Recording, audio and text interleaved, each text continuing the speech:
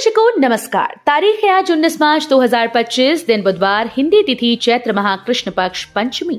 आइए नजर डालते हैं हमारे प्यारे राज्य हिमाचल प्रदेश की तमाम बड़ी खबरों पर। वीडियो शुरू करने से पहले कमेंट बॉक्स में जय हिंद लिखकर हमें सपोर्ट करें और हाँ, वीडियो को पूरा जरूर देखें क्योंकि इस वीडियो में हम जानेंगे बिजली, पानी, मौसम, सरकार के नए नियम, ऐलान। तो चलिए शुरू करते हैं। सरकार नीलाम नहीं होने देगी जमीन, 3 लाख का कर्ज चुकाने को आएगी वन टाइम सेटलमेंट पॉलिसी। मुख्यमंत्री सुखविंदर सिंह सुक्खू ने ऐलान किया है कि प्रदेश के उन किसानों जिनकी जमीन बिकने की कगार पर आ गई, उसे सरकार बिकने नहीं देगी। इन किसानों के लिए सरकार ने एक बड़ी योजना की घोषणा की है। मुख्यमंत्री ने कहा कि प्रदेश की ग्रामीण अर्थव्यवस्था के मुख्य स्तंभ किसानों के हित में सरकार agriculture loan interest subvention scheme लाएगी। इसके तहत ऐसे किसान जिनकी जमीन नीलामी की कगार पर आ गई हो, उनके द्वारा लिए गए 3 लाख रुपए कृषि लोन को चुकाने हेतु सरकारी बैंक के माध्यम से वन टाइम सेटलमेंट पॉलिसी लाएगी। सीएम ने कहा कि इस पॉलिसी के अंतर्गत मूलधन पर लगने वाले ब्याज के 50% हिस्से को सरकार द्वारा वहन किया जाएगा।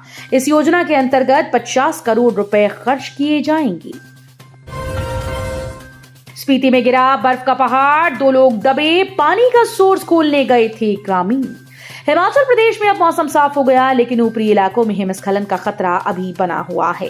ऐसे में जनजातीय जिला लाहौल स्पीति की घाटी के मुद गांव में पहाड़ी से ग्लेशियर गिरा, जिसकी चपेट में 2 ग्रामीण आ गए। इसके बाद मौके पर ही ग्रामीणों के द्वारा बर्फ को खोदा गया और दोनों ग्रामीणों को सुरक्षित बाहर निकाल लिया गया। ऐसे में एक बड़ा हादसा होने से भी बच गया। मुकेश अग्निहोत्री बोले, पठानकोट जोगिंद्रनगर रेल लाइन को स्वीकृत नहीं हुई कोई राशि। उप मुख्यमंत्री मुकेश अग्निहोत्री ने कहा कि पठानकोट जोगिंद्रनगर रेल लाइन को केंद्र सरकार से कोई भी राशि स्वीकृत नहीं हुई। विधायक केवल सिंह पठानिया के सवाल का जवाब देते हुए मुख्यमंत्री ने कहा कि इस संदर्भ में सांसद की ओर से क्या बयान दिया गया, इसकी जानकारी नहीं।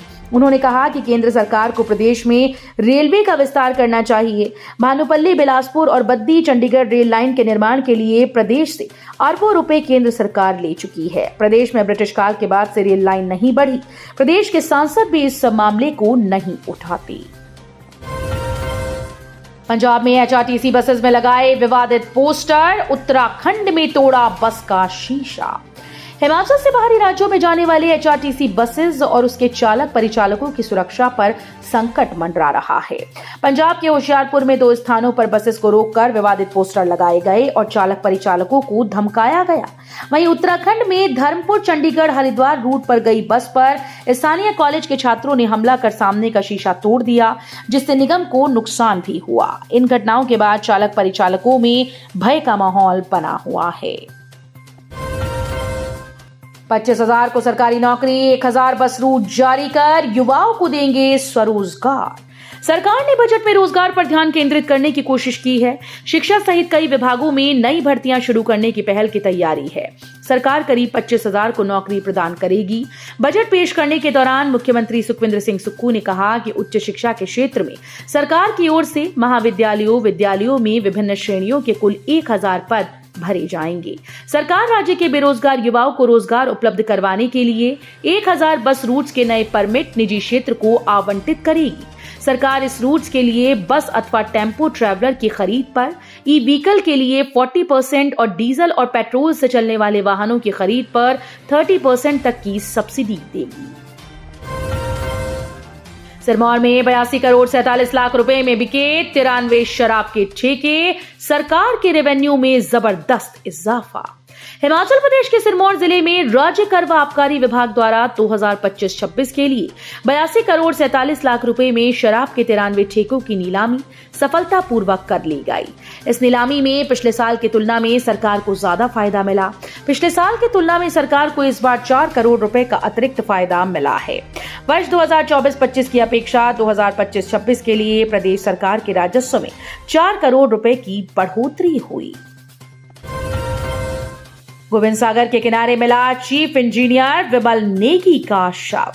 पिछले कई दिनों से लापता चीफ इंजीनियर विमल नेगी की लाश थाना तलाई के तहत आने वाले पपलाह पंचायत के गाह में गोविंद सागर के किनारे तैरती मिली। जानकारी के अनुसार स्थानीय लोगों ने गोविंद सागर में एक लाश को तैरते देखा। इस बारे में थाना तलाई को सूचना दी।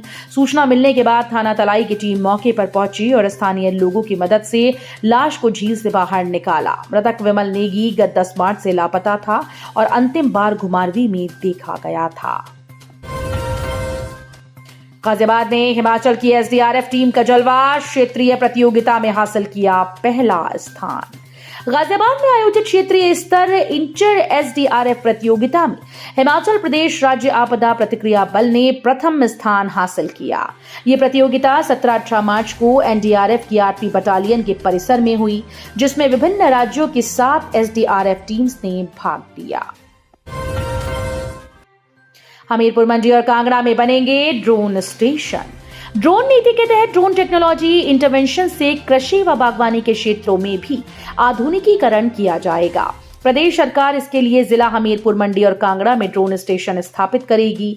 राज्य सरकार ने ग्रीन हिमाचल विजन के लक्ष्य को 2027 तक पूरा करने के दृष्टिगत प्रदेश में ड्रोन टेक्नोलॉजी को बढ़ावा देने का निर्णय लिया। इस दिशा में आगामी वित्तीय वर्ष के दौरान सरकार लोगों की सुविधा हेतु ड्रोन टैक्सी सेवाएं उपलब्ध करवाने की योजना बनाएगी, जो विशेषकर प्रदेश के क्षेत्रों में विभिन्न प्रकार की सामग्री, कृषि उत्पाद, दवाइयां पहुंचाने में लाभकारी सिद्ध होगी। हिमाचल कांग्रेस अध्यक्ष प्रतिभा सिंह बोली, पूर्व सरकार की फिजूल खर्ची से बिगड़ी अर्थव्यवस्था। प्रदेश कांग्रेस अध्यक्ष प्रतिभा सिंह ने कहा कि प्रदेश की अर्थव्यवस्था को पटरी पर लाना एक बहुत बड़ी चुनौती है।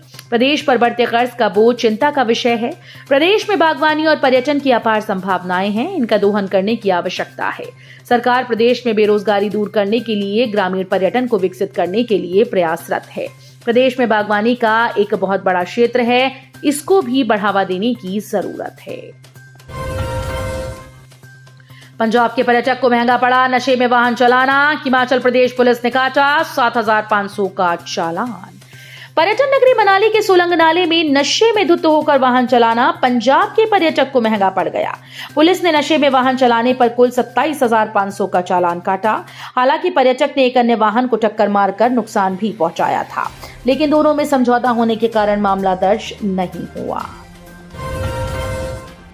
टीएमसी में ट्रेनी डॉक्टर पर हमला। टांडा अस्पताल में 2019 बैच के एमबीबीएस इंटर्न अंतिम वर्षीय प्रशिक्षु डॉक्टर ने जूनियर 2022 बैच के एमबीबीएस डॉक्टर पर जानलेवा हमला कर दिया। टीएमसी कार्यालय से एक पत्र के माध्यम से पुलिस विभाग को सूचित किया गया कि एमबीबीएस प्रशिक्षु डॉक्टर ने अपने जूनियर डॉक्टर पर जान से मारने की नियत से धारदार हथियार से हमला किया। 15 मार्च सुबह पीड़ित ने फार्माकोलॉजी प्रोफेसर और विभागाध्यक्ष और छात्रावास प्रबंधक को लिखित में सूचित किया, जिसके अनुसार 2019 बैच के एमबीबीएस इंटर्न कर रहे प्रशिक्षु छात्र के द्वारा धमकी और हमले के संबंध में दिया गया मूल बयान भी संलग्न किया गया। 23 मार्च को होगी बीआरसीसी के 282 पदों के लिए लिखित परीक्षा।